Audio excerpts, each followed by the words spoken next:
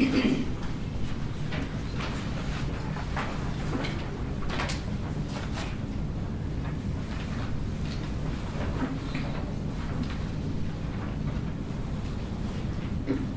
good morning, everyone. My name is Lisa Mahoney. I am the Utilities Conservation Specialist for the City Utility System. Oh, can you guys hear me? Okay. All right. So part of my job is basically to teach customers how to better manage their utility use, both on the energy side as well as the water side. And I'm very happy to be a part of this water workshop today, simply because I feel like water, a lot of our customers don't really associate with water as much as the energy side, because the unit of measure for energy is far greater than for water, and so water is almost the redheaded stepchild in a sense, in terms of awareness. So it's great to sort of highlight it and be a part of it today. So I guess let me just start off with telling you guys about our water supply. We get our water from the Chico Aquifer. That is our sole source of water, and it is, predominantly inexpensive to treat, because the raw water that we get from the Chico Aquifer is very pure. It contains calcium fluoride, iron, magnesium, manganese, silica, dissolved solids, and sodium. So a lot of the minerals that we need for life, and basically it has a pH of 8. And what we treat it with is a little bit of lime and aluminum sulfate for water softening, phosphate for erosion control, and chlorine for disinfection. So our water source, Chico Aquifer, as you can see, this is a kind of a bad map, but it's predominantly part of the southern western half of Louisiana. And Lafayette is around the southeast region of that particular area. The recharge area, Lafayette Parish, is not a part of the recharge area. It's part of more of the northern half of the Chico Aquifer system. So basically, we supply water not only to Lafayette, but also to Scott, Youngsville, Water District North and South, as well as Milton and Broussard. We service about 170,000 people and 77% of the parish population. Sorry, I'm going the wrong way. We have about 55,000 water meters, 19 wells with a combined capacity of about 50 million gallons per day that we can produce. We have an average production of 21 to 22 million gallons of water per day, and that's mainly in the wintertime. Summer usage is a bit higher. Our system peak was at 31 million gallons. That caused a little bit of concern, and that was around the summer of 2011 due to the drought that happened. So we do have a water conservation ordinance in effect. It was adopted in 2001 by our city council, and it was basically aimed to combat low water pressure during peak hours.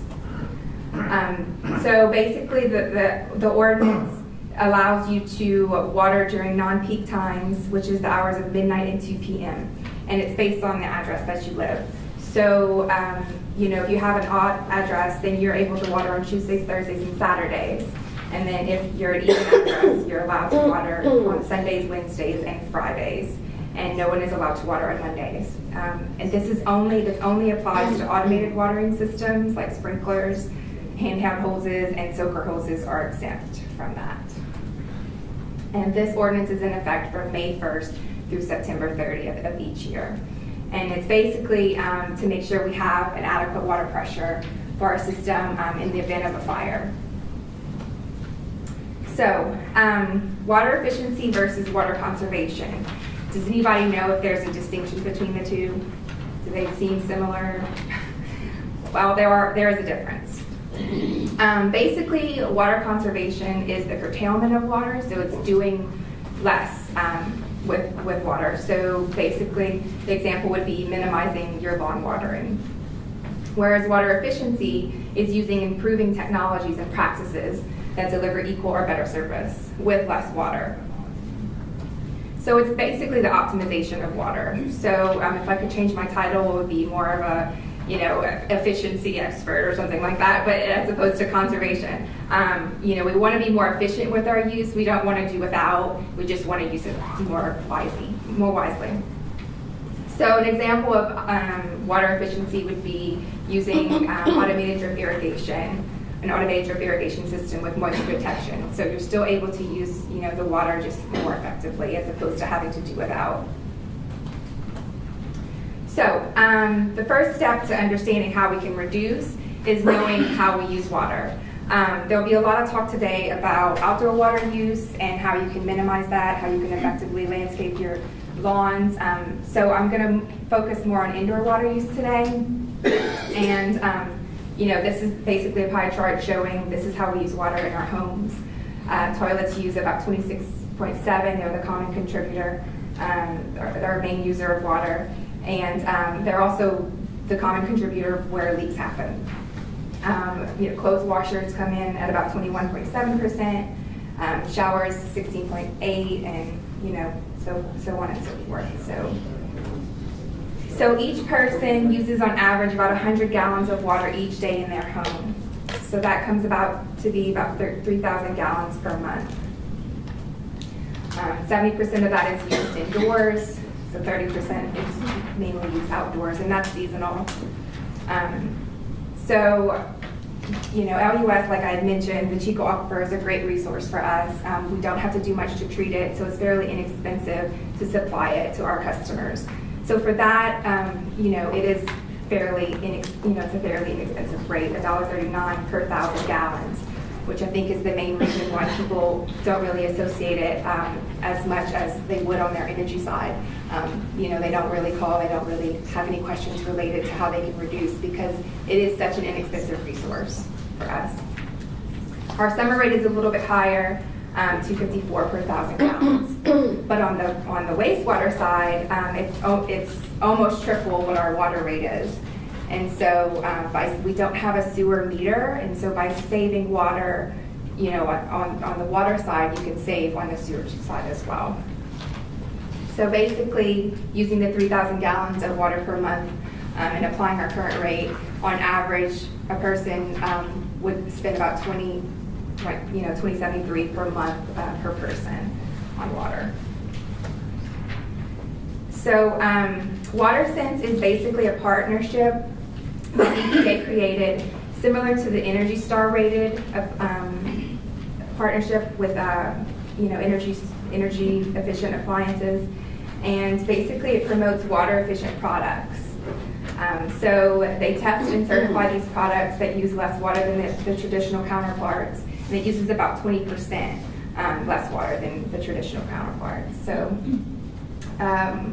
they calculate you can calculate your water savings through their website. So you can go online and basically there's just a tool that you answer a series of questions and it tells you how much water you use and what recommendations you can do. It's like an on-site assessment basically of how you can reduce your water consumption. So it's really effective. The WaterSense has a broad price range and a wide selection of options that are available. You can get them at Home Depot or Lowe's. And they are similar in price to the standard appliances out there. And Home Depot recently became the WaterSense Partner of the Year, so they have a lot of products that they offer. Not to tout Home Depot or anything, but so toilets. I just kind of want to focus on this first, just because they are the biggest contributor of water use in our homes, and basically you can see here the toilet consumption. The 7 gallons per flush is a very old toilet, and if you standard amount that we flush per day is 5 times a day, and so you can use a predominant amount of water in comparison to the 1992 standards that came out that basically require toilets to use 1.6 gallons per flush or less. And so about 3,000 gallons is attributed now to our toilet use as opposed to the 7 gallons per flush. So the WaterSense toilets use 1.28 gallons per flush, so it's about a 20% reduction in that amount. And like I said, they are pretty cost effective. They're similar in price to the standard toilets out there. So if you needed to get a toilet, then you could use those. We also have our toilet tummies that if you didn't want to replace your toilet, they have these things. It's a plastic bag. Basically, you fill it with water and you put it in your tank, and it disperses the water in such a way that each time you flush, it's not using as much to fill the tank each time. So that's an inexpensive way, to reduce your consumption each time you flush. So shower with power. Showers are, the second common contributor of water use in our homes. They use about 2.5 gallons of water per minute. The WaterSense label uses about 2 gallons of water per minute or less. And like I said, the pricing is pretty comparable to the traditional counterparts. And they've come a long way from the first generation models. A lot of people didn't like the low flow. They just didn't feel like, it was enough water. But really, it's all about power. WaterSense did a study where they, measured the pressure and, where the tubes were coming out from the water, and they basically figured out that people want about 80 optimal is about 80 psi of water. So it's really about the pressure and not so much about how much water comes out of the heads.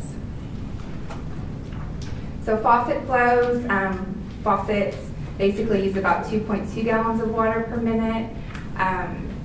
Businesses could really take advantage by putting faucet aerators on their faucets, simply because faucets are used more in businesses than in homes. And aerators, they reduce water usage by about 30%. So the maximum for WaterSense labeled faucets are about 1.5 gallons of water per minute. Aerators are a more cost-effective solution compared to the faucet replacement, simply because they are like $6 to $10 to install an aerator, and most aerators come in a variety of sizes and shapes that you could retrofit your existing faucet. So they're pretty inexpensive that way. Washing machines, they use about 27 to 54 gallons of water per minute, or per load, sorry. And yeah, that would be bad. It averages around 41 gallons per load. So they do have, the high efficiency units out there that use less than 27 gallons per load. They are, usually the front loaders, and it's the non-agitator models. Some people don't really like them. I particularly don't like them. I feel like I'm, old school. I like my top loader. But if you are in the market for a new one, you can get a new one. There are some things that you can do to reduce the amount of water that you use if you like the older models. So you can, wash different size items together, and that basically allows the clothes to move more freely. You can set your load setting at a lower rate, and so then it decreases your load cycle by 1. So the agitation cycle will be more effective. And then you can also avoid using the permanent press cycle, because that basically adds another rinse cycle to the washing machine. So some simple things. It's not going to cost you. There's a lot of cost-effective solutions as opposed to having to buy a new appliance. Okay, so I just wanted to kind of note here the drops to watt connection. Water efficiency directly correlates to energy efficiency. So using less water basically means moving and treating less water. Water is needed to generate energy, and energy is needed to deliver water. So they are interrelated that way. One out of every 100 Americans retrofitted their homes with water-efficient fixtures, we could save 100 million kilowatt hours of electricity per year, and that's according to the EPA. And so really, if people are concerned about energy, by saving water, you are saving energy as well. So some things that I'll quickly go through this because I don't have a lot of time, but some things that LUS is doing that we're really excited about is we have our smart meter program that through a grant that we received from DOE. We've implemented the smart meters, and what makes smart meters smart is because it gives incremental data, and it's a remote reading. So we receive about 15-minute data from our electric meters and about hourly data from our water meters. And we put it into a meter data management system. And soon we will have available a web portal for customers to go and look at their incremental usage. And so really they could be a lot more connected to their usage, and it'll give them a lot of insight in terms of how much they're using and what looks abnormal, as opposed to just getting the bill each month. You can really see your daily consumption, and there'll be features where they will provide you with recommendations on how you can reduce. We'll have a leak detection feature as well, so you can set a threshold on your water consumption through the portal, and you can receive like a text alert or email, and basically be notified if your bill gets high at the time it occurs, as opposed to receiving the bill a month later. So we're excited about that. So any questions, or I guess we could leave it for later, but my time's up. So.